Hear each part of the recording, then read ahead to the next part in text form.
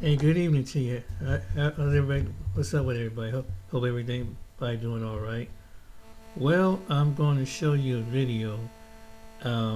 This is called, interracial dating on topic, and I'm going to link to the fear of why some people have various opinions about the topic, and just like people made it.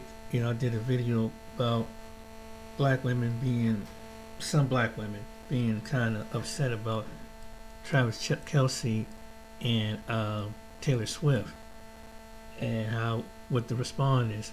But this video is going to show you why some white males don't like to see white females with black men. And they got a term for it. We're high elevation and you get a lot of extreme weather. Bruh. Oh my goodness. So I knew it was bad. I did not know it was this bad. I really didn't. And what I'm referring to is the state of white men.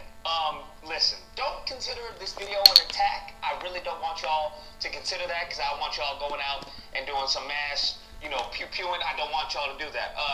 I want y'all to consider this an intervention. Okay, let's say that. It's an intervention because I don't know how we go from we was civilization builders, we was Vikings to this. I don't know how y'all have devolved all the way to this point. This is unfortunate, all right? This is really unfortunate for, the white nationalists and the white supremacists. Having said that, what I'm referring to is this interview. And in this interview, you have this kid no older than 25, I'm assuming. I mean, given the way some of them age, he could be 16, bro.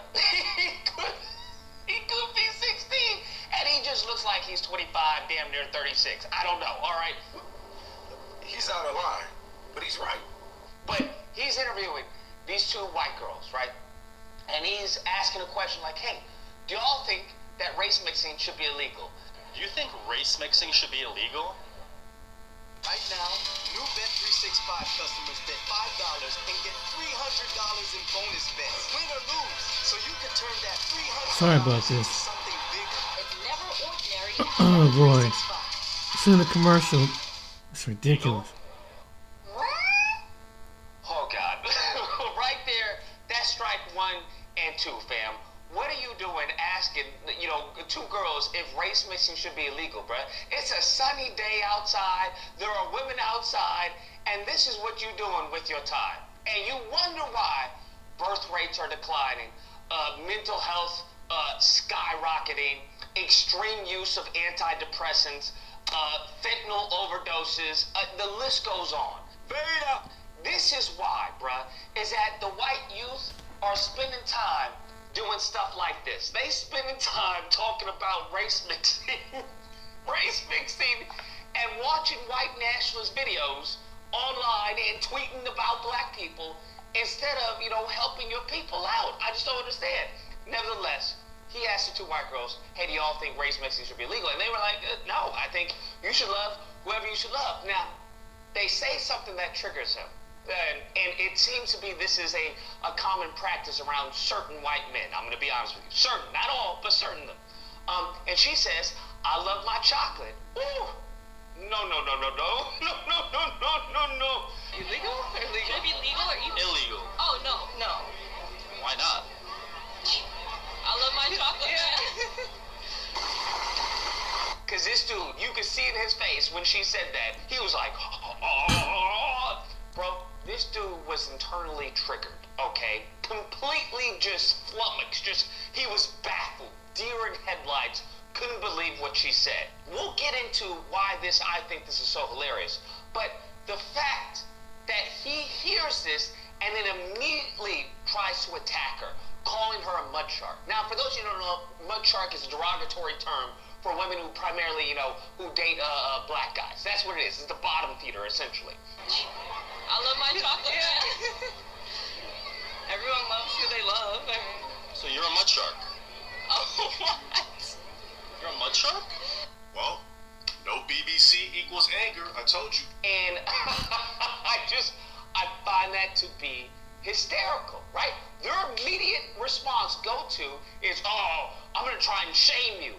And we're gonna get to that. We're gonna get to that point, but it gets worse. The interview gets worse because he goes on to try and justify this prejudice, this racism, by saying, well, kids who are interracial, are showing signs of high retardation, right? Why should race mixing be legal if the child is more likely to turn out? Ironic. You have two white girls, right? Now, anyone with an IQ above room temperature would be like, that's an interesting stat, right? It's an interesting stat. I've never heard this stat before ever in my life. Where did you come across this? Now, that's exactly what these girls do. She asks, okay, is this a real stat? What's your source? Bruh, the irony of him saying such an ignorant, asinine statement as that, and then when questioned about the source, which, surprise, there is none, he goes on to say, by me looking around. That's a statistic. Yes. From what source? Me looking around. What you just said is one of the most insanely idiotic things I have ever heard. Bro, they start laughing at him, be like, yeah, oh, that's real credible. Me looking around. You looking around? Very credible, I do have to say. Bro, what is going on with white men, bro? What is going on with the white youth? What is happening, fam? What happens to y'all going to conventions and Comic Cons and playing video games? What is going on? Bro, what is happening to y'all? Now y'all are upset that women are dating other guys, and this goes to show you what I've said all along. The whole concept of white supremacy is rooted in a very aggressive belief of inferiority. Well, no BBC equals anger, I told you. A very deep passion feeling of insecurity. Because you have to understand, think of this white youth. Think of white men like this. What have they tried to do? When it comes to their women, they try to control them. But the only way they know how to control them is through suppression and ridiculing. Beta! Is through shaming. That's why they didn't want them going out into the workforce. Because now once they're out into the workforce, the white man can't say, well, I'm the breadwinner, I make the money, you gotta do what I gotta do. Now they're like, well, I have my own money. Okay, now, so if I want to get with Deshaun, I'm gonna get with Deshaun. I want to try some chocolate. Now they have no control over their finances, right? Because now they can't control the women through financial terrorism. Now we got the dating scene, and the whole dating scene was, hey, it's illegal to get with Deshaun. All right, it's illegal, and they made sure to make it illegal, bro. They made sure to make it illegal. They would shame you and do everything. And now that that's gone, right, what do they try to do? They try to stigmatize it. Oh, you're a mud shark, or you're this, or you're that, or once you go black, you're gonna be a single mother and all this. All their fake data, they're just lies and stereotypes. And women are starting to realize, oh. Can I interrupt right here?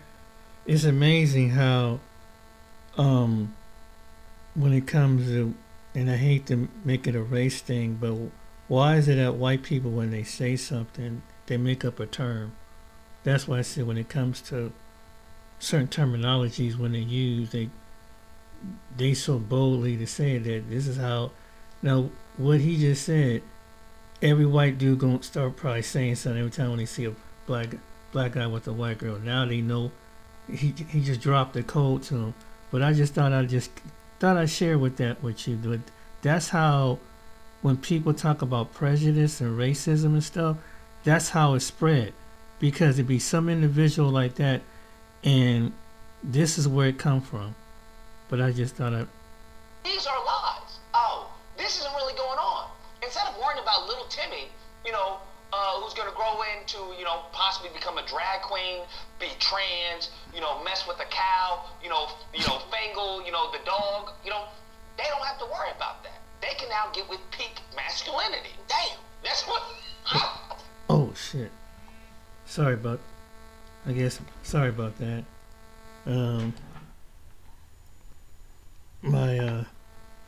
My tablet went dead. But so this leads to what I'm about to show you. Yeah, it's let me needs plugged up. Hold on. I'll get back with you in a minute.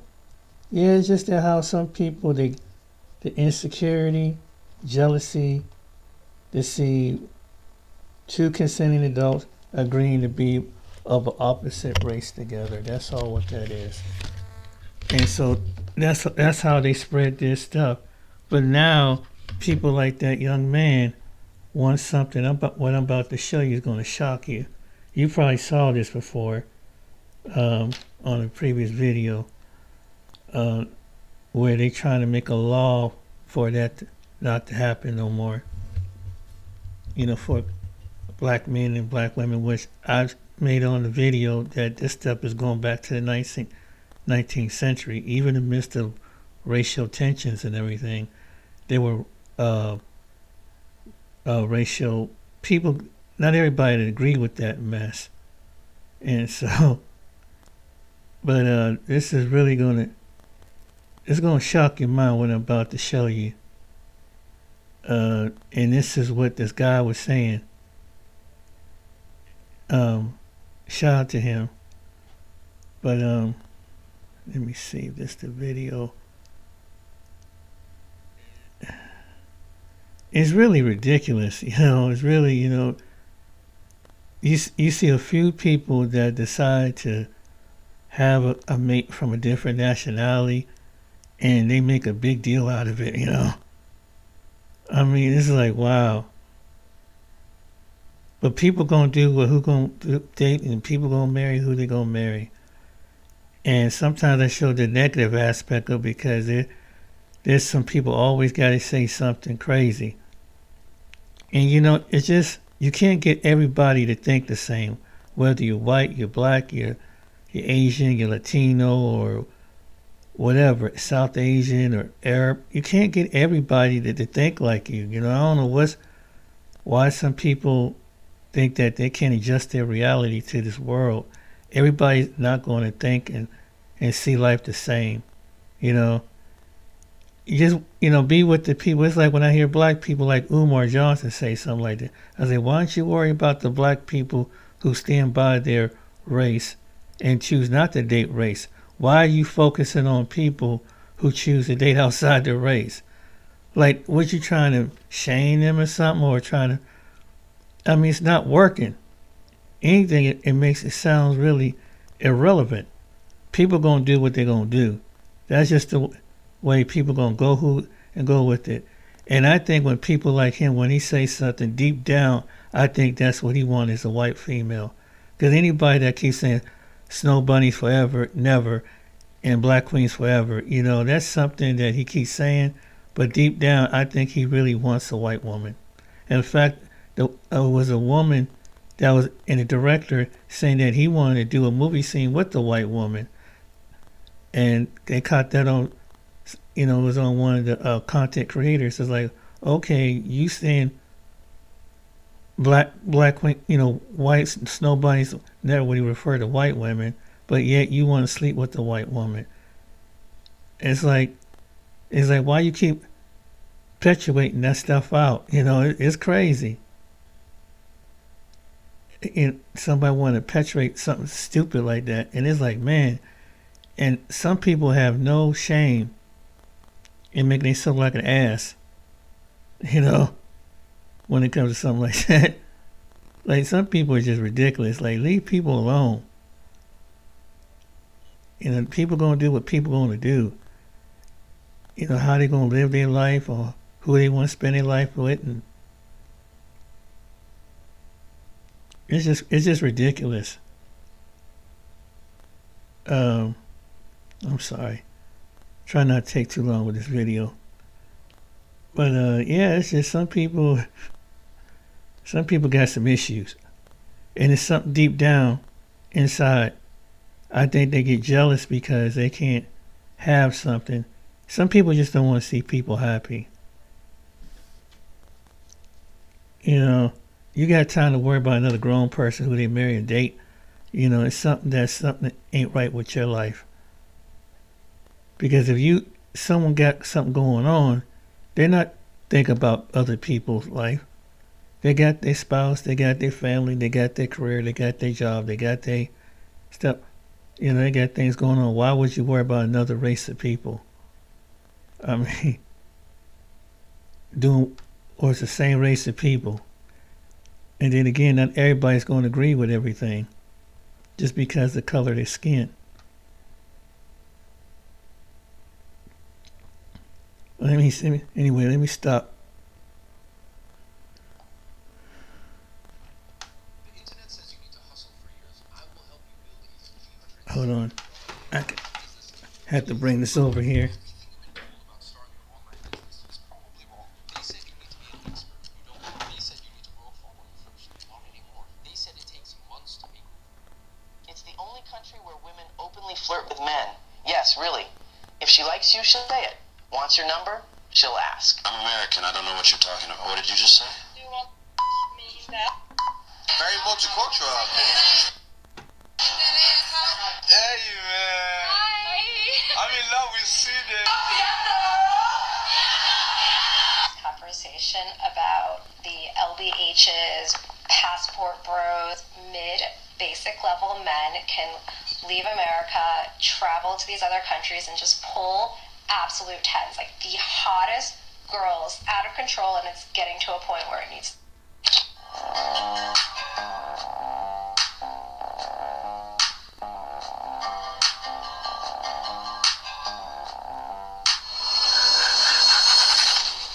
Who was interested first? Who said I love you first? Who's more protective? Who cleans more? Who eats the most? Who spends the most money? Who is most likely to start an argument? So wait a minute. Wait a minute. Wait. Hold up. Wait a minute. Did this man have two girls? He's out there pointing at both. Like he's with both of them. What's going on in Sweden? I told my wife today, because pretty soon I'm going to start taking trips all over the place. And before I lay my passport down, I stopped traveling like that, I need to take a trip out there. I saw some things, and I'm going to show them in this video, that made me say, I really need to visit Sweden. And I really need to visit all of these other countries, and I need to show my experience when I go there. Now, what I'm going to start doing is taking one lucky traveler with me. A regular guy who doesn't have a girl, that can do his thing, not to take advantage, just to see how it is, because I'm married. I'm going with my wife, by the way. My wife is traveling with me, but I definitely need to go out there and see what it's about. I'm going to go over to Japan as well and just make my way to all of these countries, because I definitely want to see what it's about. Men, pay attention. Let's talk about Sweden. It's the only country where women openly flirt with men. Yes, really. If she likes you, she'll say it. Wants your number? She'll ask. Wants a kiss? She won't wait for Valentine's Day. In Sweden, women take the lead. If you're cute, polite, and confident, they'll come up, talk to you, offer a drink, maybe even ask you to dance. No games, no stress. It's not seen as too easy, it's seen as confidence. And guess what? Men love it. They own their desires without shame. While you're still texting hey to someone ignoring you, over there, she's already making the first move. Honestly, Sweden might not just be a country. It's a dream. Now, everybody knows this lady. I did a video with her before. I heard what she said. But you know what I said? That's not enough. I need to see more proof. Just like every other guy would say, hold up. No, that's not enough. You see the woman, joyous, happy to meet you, still not enough. Because just like any other man, I'm going to say I'm single. I'm saying to myself, I need more evidence. I need me going there and exploring the land there needs to be a reason, right? Like, just like when men showed Japan, even when I showed Japan, it was undeniable why you should go to Japan. Just like I show the Philippines. I make it undeniable why you should go to the Philippines. So I said, let me do my crime scene investigation. Here's what I found. As a person living with diabetes, I'm gonna show you why that if you're an American black man, why if you into interracial dating, why you should go, and you might be accepted over here in this country. Disgust me. This is shameful. For the black people who voted for him, you disgust me. You're the 16% that did it. The 16% of black men, you disgust me, and the 8% of black women. Your fucking life. 3 out of 5 white men voted for Trump. 1 out of 2 white women voted for Trump. And everything that's happening right now is what they want. And other white people that don't have a fucking spine, or other white people that don't view their partners as human beings, that don't see their children, their biracial children, as human beings, they'll walk the fuck away. I'm calling it right now. If the Supreme Court were to overturn Loving v. Virginia, it would not be about interracial marriage. It would be about the fact that a lot of this comes down to there aren't having enough white babies. Once interracial marriage became a thing, white women started marrying everything but white men.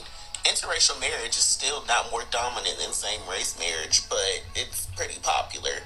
And considering white women are the largest participant in it, yeah, it's fucking with the white population. It's not about whether or not you have the right to marry somebody outside of your race. It's about the fact that white women ain't crapping out them white babies. Because of that woman petitioning the Supreme Court to overturn gay marriage, or rather the Supreme Court case that allowed gay marriage to be recognized in every single state. And everyone's asking, what is Clarence Thomas going to do when they get to Loving v. Virginia? Because it's so obvious since Roe went down that, like, this is the plan. And Clarence Thomas is black and his wife is white, if you didn't know. And I'm just like, Clarence Thomas, like, people have written that his lifelong dream is to get rid of the Voting Rights Act. And to say that that was wrong and that that is actually discrimination and focusing on race to, like, prevent race-based gerrymandering and to try to make sure that, like, black people and other racial minorities have, like, an equitable representation and that their votes are not, like, written out. Mind you, Clarence Thomas is old as fuck, and I'm pretty sure was alive before the Voting Rights Act was enacted in law. Like, I'm pretty sure this man has, like, lived in, like, pre-Civil Rights America. Like, I'm pretty sure he's that fucking old. So if he's someone who actively is so conservative that he wants to get rid of voting rights and, like, actively aid in diminishing voting rights, what makes you think that he's above or is gonna somehow question Loving v. Virginia? He knows what his instructions are.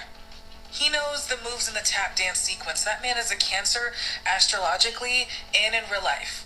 He is a Cancer. Him and I share the same birthday, which is like the worst bit of lore. June 23rd. Terrible. Anyway. Y'all, I feel like when black people and people of color are in an interracial relationship with a white person, they're settling. They're settling emotionally, spiritually, and mentally. And here's why. Because white people are not emotionally, spiritually, or mentally equipped to be in a relationship with a black person or a person of color. That black person or that person of color that's in a relationship with a white person, they have to go through a lot of mental gymnastics just to be in a relationship with that white person. And let's be honest, a lot of white people do not hold other white people accountable, especially when it comes to racism. And because you are dating or married to this white person, you almost have to be okay with them not checking their Mima, family friend, or co-workers for their racism. And if that black person or person of color has a child with that white person, unless one of the parents are a mixed child themselves, both parents are not equipped to help that mixed or biracial child. And before you go in the comments calling me divisive or racist, please go learn your history because you are not mentally equipped to have this conversation. Gotta go. Throughout the years, I have asked black men why some prefer to date or marry white women. I have heard a wide variety of reasons, from it being a status symbol, trophy wife, etc. But One reason that stood out to me most was the idea that there once was a time when a black man could be killed for even looking at a white woman. For some black men, it was the ultimate revenge to covet her, and in other ways, it was considered the forbidden fruit. Let's delve into history of racial relationships between black men and white women that have some black men thinking this way, and how other factors should be considered. Historically, there have been instances where false accusations by white women against black men for various offenses, including sexual assault, led to severe consequences. These accusations often fueled racial tensions, resulting in the destruction of black communities and the unjust persecution of black men. This disturbing pattern was notably prevalent during periods of heightened racial animosity in the United States, such as slavery, post-Reconstruction era, and the Jim Crow era. These false allegations contributed to a legacy of racial injustice, impacting both individuals and entire communities. Over the decades, interracial marriage has grown. The approval of interracial marriage in the U.S. has reached a new high of 94%, a significant increase from the mere 4% in 1958, according to a recent Gallup poll conducted from. This trend reflects one of the most substantial transformations in public opinion over the past 6 decades. The U.S. Supreme Court's 1967 decision in Loving v. Virginia, legalizing interracial marriage nationwide, marked a turning point, leading to a gradual increase in support, reaching majority levels in 1997 and exceeding 90% in the current reading. Notably, the racial gap in approval has substantially diminished, with white and non-white Americans showing similar approval rates, 93% and 96%, respectively. This marks a significant change from previous decades, where double-digit gaps existed. The shift in national approval is primarily driven by increasing support among white Americans, while approval among non-white Americans has remained stable. Generational differences in views on interracial marriage have also narrowed, with older adults now nearly as supportive as their younger counterparts. This indicates a positive trend in evolving attitudes across generations. At the same time, while nearly 90% of Americans are in favor of marriages between black and white people, the rate of interracial marriage remains relatively low, at less than 1% of all marriages. This discrepancy may be because the general interracial marriage opinion questions used in surveys are too broad for understanding how people actually feel about marrying outside one's race. Digging further into the data, they find that only 42% of black people and 13% of white people strongly favor their close relative marrying someone of the opposite race. Today, 87% of Americans say they approve marriages between black and white people. However, the responses change dramatically when they are asked more directly about how they feel if one of their close relatives wants to marry outside their race. Results from recent research show that more than half, 54% of blacks, are in favor of their close relative marrying a white person. The result is lower for whites, among whom only 1 in 4, 26%, said they were in favor of their close relative marrying a black person. Such findings show that interracial relations are still unfavorable in the United States. Then there is the power dynamics that exist between black men and white women in relationships. There is a history of racial power dynamics between black men and white women, where white women can use her power against her black husband at any time during their marriage. Power dynamics within interracial relationships between black men and white women can be influenced by societal structures. Situations from falsely accusing black husband of domestic violence to white privilege may contribute to power imbalances. White privilege refers to the unearned advantages that white individuals may experience in various aspects of life due to their racial background. It's possible for a white woman to benefit from societal structures that grant her certain privileges. This can manifest in various ways, such as easier access to educational opportunities, better job prospects, or less exposure to systemic racism. Another topic that rarely is talked about is transfer of generational wealth. The transfer of generational wealth in interracial marriages, particularly when a wealthy black man has a divorce or passes away, introduces nuanced dynamics that can influence the broader black community. The decision to allocate wealth to a white wife, rather than the black family, poses challenges and raises questions about the impact on the community at large. One notable concern is the potential strain on community relations when a substantial portion of wealth is directed towards a white spouse. This can lead to perceptions of prioritizing individual interests over community well-being, stirring debates within the black community about the responsibility of affluent individuals to contribute to collective progress. Allocating generational wealth to a white spouse may bypass opportunities to address systemic inequality within the black community. Critics argue that directing resources towards community-based initiatives, education, and entrepreneurship could contribute more significantly to long-term upliftment. The decision to transfer wealth to a white spouse may perpetuate economic disparities. Concerns arise about reinforcing existing wealth gaps within the black community, potentially hindering efforts to break cycles of poverty and fostering a sense of disconnection among community members. As affluent black individuals navigate the complexities of wealth transfer, there is a growing call for reflection on the broader impact of their choices. Advocates emphasize the importance of inclusive legacies that not only benefit immediate family members, but also contribute to the economic empowerment of the wider black community. In conclusion, while exploring the multifaceted dynamics of interracial relationships, particularly between black men and white women, we find ourselves at the crossroads of history, power, and wealth. While societal attitudes toward interracial marriage have evolved, the stark reality of lingering disparities, power imbalances, and generational wealth transfer challenges persist. As we navigate this intricate landscape, it becomes imperative for individuals to ponder not only personal choices, but also their broader impact on community well-being. Tell me what you think about this topic. Hope you find the information in this video informative. Feel free to like, subscribe. Wow, so that's really interesting outlook on that. And if you're a black man, that's why I said, or a black woman, maybe you might have to leave. That's why I mentioned about leaving the country, because they're trying to switch the laws.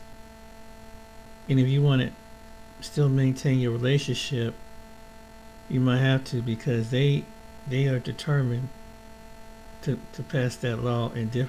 But I think that they said states, so certain states like Indiana, it was Indiana, and then someplace like Texas, who knows, be like Arkansas, someplace like that. And if you're an interracial couple in them places, I would say get up out of it, man. Find out who the representative who's trying to pass the law, because really, it's not the Supreme Court that it's the states. They trying to live it to the states now. But this is the reason why. Here's this video. This is what they're scared of. So a mechanic could charge you $600, $700. How are you ever going to know? My buddy says this gizmo does the same thing. This is what Trump did. This is the reason why.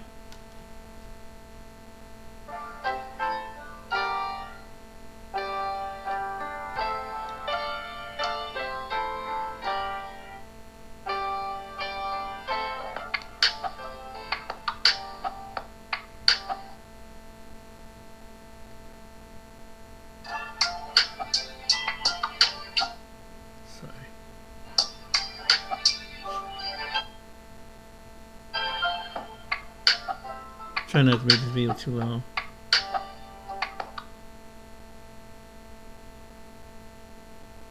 They have been offering to pay them somewhat upward $10,000 and $20,000, and it never increased their birth rate because it's way more than what they're telling you. A lot of these women are barrenness. They absolutely cannot physically have babies.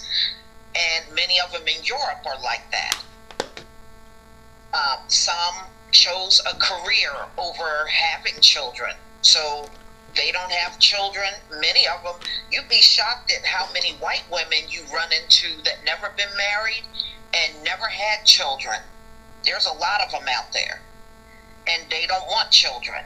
And the younger generation, they don't want children at all because they're finding it hard to take care of themselves out here. So if they can't take care of themselves, they don't want a child coming in the world that they got to struggle. They're already struggling financially. And in the grand scheme of things, what is $5,000 going to do with all this inflation out here? Okay, it's not much of an incentive, and I'm just telling y'all, this has already played out over Italy, France, I mean, all of these nations over, even some of the Asian nations, have offered money for people to grow their families, and it has not worked anywhere on this planet. It has not worked, and it's not going to work here either. It's not going to work, y'all. So let me share my screen. There is a video I want you to see.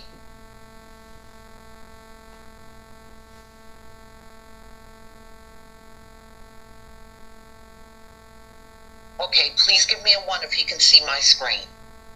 Give me a 1 if you can see the screen.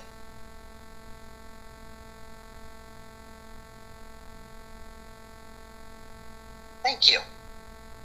Okay. Let's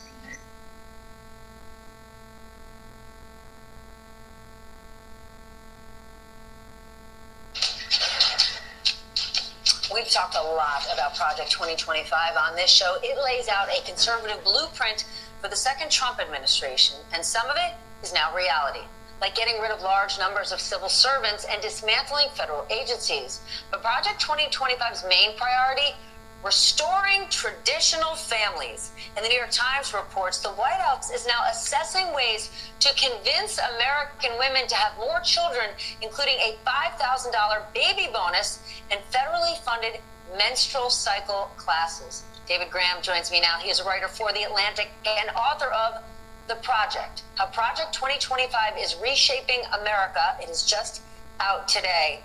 Can we start with this? When they say they want to restore the natural family as the foundation of society, what does that actually mean? Because I look at this White House, and you got the White House press secretary. She went on maternity leave for 1 day. The chief of staff, Susie Wiles, is clearly a woman. Laura Trump was former head of the RNC. She's now got a Fox News show and a budding music career. You got power women all over this White House. So what exactly are they talking about when they say restoring traditional American families? I think you're right. There's a real gap between what they talk about and what they actually live out. But, they say they want to have fathers who are the main breadwinners with single income that can support a family. They want mothers at home taking care of children. They want to, have bonuses for for family members to provide childcare in the home. And we can guess who that might be. It's going to be mothers. It's going to be grandmothers, of course. And they want people to conform to gender roles. They want boys and girls. They don't want, anybody who identifies as LGBT. And they want everything to be based in the kind of biblical vision. Donald Trump has repeatedly denied any ties to Project 2025, but if you look at the last 93 days, how close is his agenda to what's in the playbook? It has been almost step for step. You can draw a straight line from what we see in these chapters to the executive orders, to the kind of things they're pursuing, civil servants, obviously, and really those denials were always nonsense. The people who put this together served in the first Trump administration.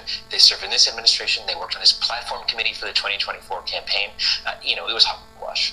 Then given that, when people say, oh, Elon Musk is the shadow president, do they have it all wrong? When it comes to a shadow president, is it Russell Vought? Right? He's now head of the OMB, has huge power in the administration, and he's one of the main architects of Project 2025. That's right, and he lays out in the plan exactly how to use the executive branch. He thought very closely about how, for example, OMB could become not so much a managerial center, but a place that forces the agencies to do exactly what the president wants. And what the president wants seems to be exactly what Project 2025 wants. But all these people, these architects of Project 2025, I want to go back to this gap you were talking about. What do their lives look like? Because when I think about traditional American families, Donald Trump has been married 3 times. Elon Musk has 13 children, and as of last week, he's marketing for open potential wombs to procreate more. So who are these people specifically? Because the kind of traditional families you're talking about don't seem to be the way they live their own lives. Some of the folks who wrote these chapters do, and what they've discovered is that Donald Trump is a really good vessel. They, I think, understand that he is not a particularly serious person to do this, but that he can achieve what they want. And so they've grafted their goals onto his so that they can get the vision of the family that they want implemented. But many of the people who voted for Donald Trump voted for him because he was a business guy and they did it for the economy. Do baby bonuses and federally funded menstrual classes, could this hurt Donald Trump politically? Because I would guess that the core base who supports those ideas are not the overwhelming majority of Americans, and even the majority of people who voted for Trump. I think that's right. I mean, they talk about this as a vision of liberty, but it's not a vision of liberty that I think most Americans associate with, and it doesn't feel like freedom to them. It feels like a step backwards and putting people back into boxes they were in the 1950s. So what is the end game for the authors of Project 2025? Because when I say I look at Republican lawmakers and over the last 93 days, do they feel like they're winning? And for many of them, the answer is no. But I'm guessing for the Project 2025 crew, they feel like they're winning. That's right. They want to move things as far as they can, as quickly as they can. And they know they're going to get stopped after 100 days or after 2 years when they get to the midterms. But they're playing a very long game. They just want to move the ball forward, and they are looking, decades into the future at a federal government playing much more restrained and focused around their goals. When Trump is gone, they're still going to be around. Hi, my name is Matt, and today I'm here to tell you all about Replit in just... Well, that's the reason why. So you have these old heads that's trying to think that they're going to solve the problem because of the white population. But like Lisa said, a lot of people don't want to have children because they can't afford to have children. But this is why they was using the one that they was trying to pass the law. And so, and then of course you have the other factor that there's a lot of people that are LGBTQ. People don't think about that, but the main focus was on that. And so they trying to make this like a Europe, basically. And like Lisa said, it's not going to work. And I think in Donald Trump and his administration mind, this is why they had this Project 2025. They didn't directly say it, but I'm giving you the basic reason why that's why they pushed the agenda of why they want basically have more white babies. But you have the people and agree. But if some people don't want to have children, and depends on who they have children with, or if it comes down to the matter. You can't change. You can't change society when grown human beings decide to do who and not to do and what to do. Even with abortion, that could be a whole different topic in itself, because it was increasing, and even though it was perpetuate towards women of health, but there's a certain standard in class that it was getting for, that it was. But as you know, that people in well-to-do areas, most of them want to have fertility, so they want to have babies. But there's a segment of women that want to have a choice. So that's a spiritual struggle between women in general, but particularly the white women spearheaded this stuff, and the other women got on board. So white men is really, they shook. That's basically what it is. And they're so angry, and this is how they venting out. And this is what I would think. And I think if they pass this law, then they're going to deal away with that. You can see the plan. But getting back to the interracial couple thing, this